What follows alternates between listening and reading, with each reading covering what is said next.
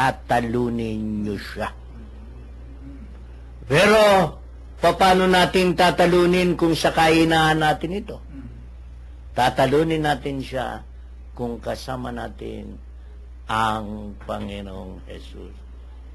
Dahil sabi niya, kung ako'y nasa sayo, walang maaaring laban sayo.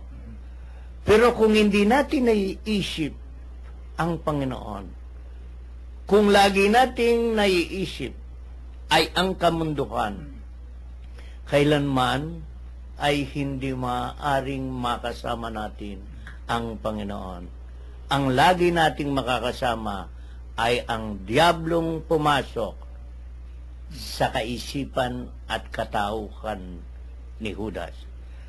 At kung makikita natin dito, Kuya Min, noong nagbigkis na siya ng tuwalya, naghubad ng kanyang damit ang Panginoon upang hugasan yung mga paa ng kanyang mga alagad, ay ayaw magpahugas si Pedro. Unang-una niyang linapitan si Pedro, sapagkat si Pedro ang ginawa niyang mamumuno sa 12 alagad niya.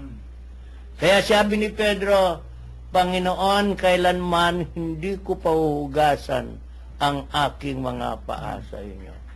Kaya sinabi ng Panginoon, kung hindi ka magpapahugas sa akin, ay wala kang kaugnayan sa akin. Kung titingnan natin ang ginawang ito ng Panginoon, ay hinugasan niya ang pinakamababang parte ng katawan ng tao. Isa siyang anak ng Diyos. Isa siyang guro at Panginoon na tinatawag ng kanyang mga alagad. Siya'y nagpakababa at naging alipin ng kanyang mga alagad upang hugasan ang mga paa nito. Anong ibig sabihin ng Panginoon?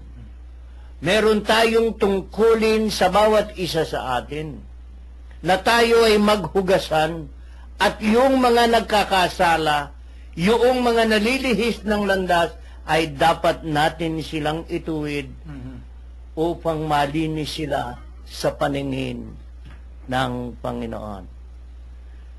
Kung minsan sa ating buhay ay lagi nating nasasaisip yung pangsariling hangarin. Nakakatuwa sa mga nagdaang kalamidad ngayon sa ating bansa ay marami kang makikitang voluntaryong tumutulong sa kanilang kapwa at dumadamay sa kanilang paghihirap. Ito ang nais mangyari din sa atin ng Panginoon.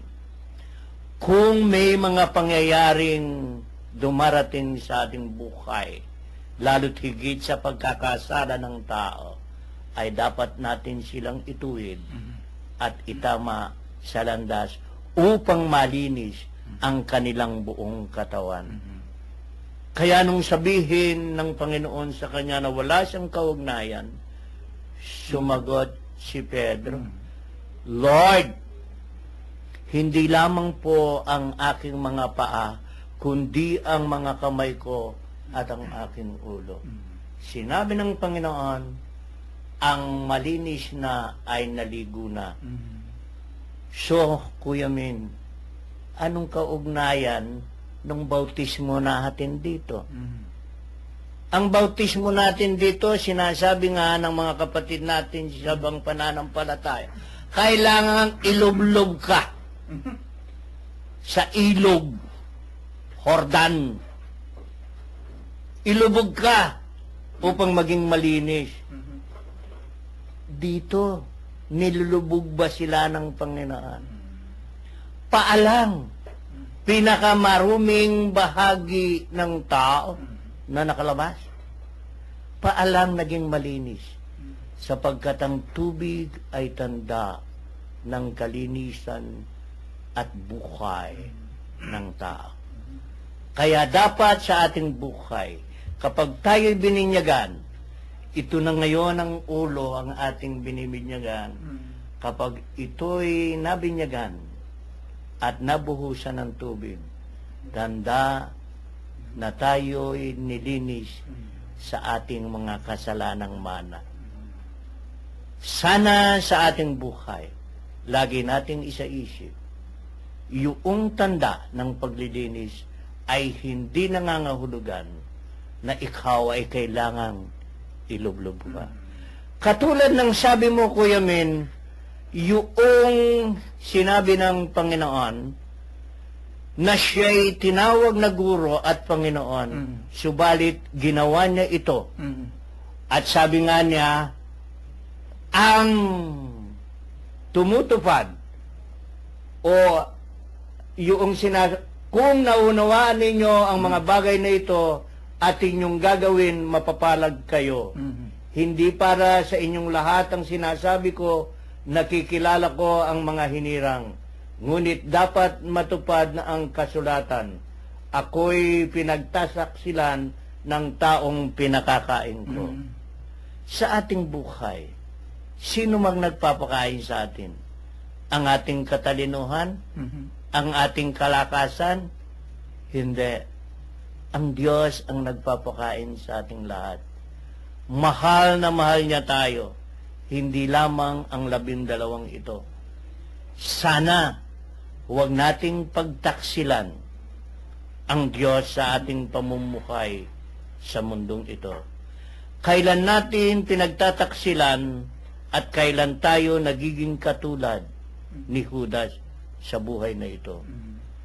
Oras na tayo ay nagkanulo sa ating kapwa, lalo't higit hindi katotohanan, tayo ay nagiging Judas at nagtataksil sa katotohanan na ito ang Panginoon. Sabi nga niya, tandaan ninyo, ang tumatanggap sa sinugo ko'y tumatanggap sa akin, at ang tumatanggap sa akin ay tumatanggap sa nagsugo sa akin. Nakakalungkot. Maraming pare ang sinugo ng Diyos. Pero kinokontra ng karamihan na mga Katoliko. Hindi tinatanggap, hindi inuunawa ang kanilang mga pare na nasa kanilang parokya. At tandaan natin ang sinabing ito ng Panginoon.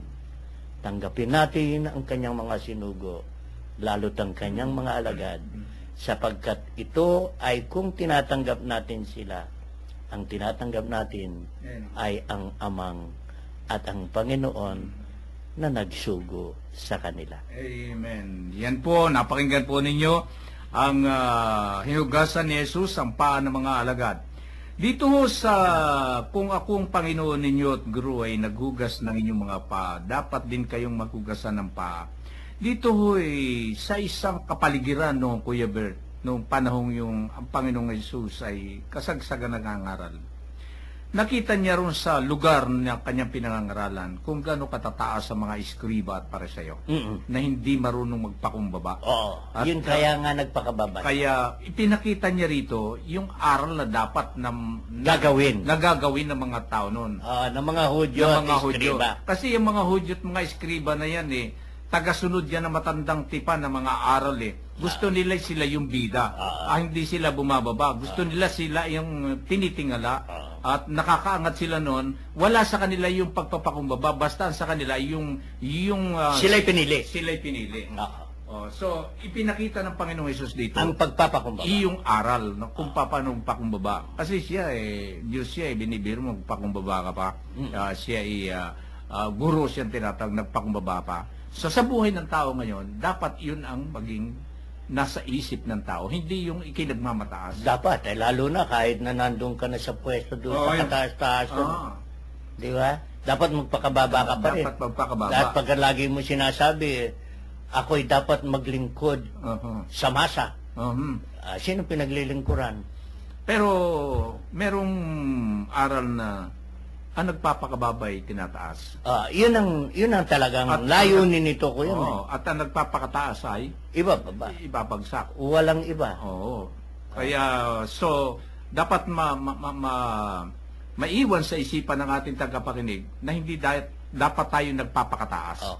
At saka, ang lagi nating isipin, Kuya Min, sa ating pamumuhay, sa bawat sandali at bawat oras, pumapasok si Satanas sa buhay natin. Ito ang ating labanan. Kontrahin natin ito. At magagawa lamang natin ito kung naunawaan natin ang pag-ibig ng Diyos sa bawat isa sa atin. Amen. Di ba, Kuya Joe? Alam niyo si Kuya Joe, iyan di pakinig-kinig yan, pero naglalaro sa isip niyan yung mga magagandang bagay. Pag yan ang kumay, tandaan natin po ito. Ng mga aral na ito, yung pagpapakumbaba na binibigay na halimbawa sa atin ng ating Panginoon. Huwag tayong maging mataas sa ating kapwa.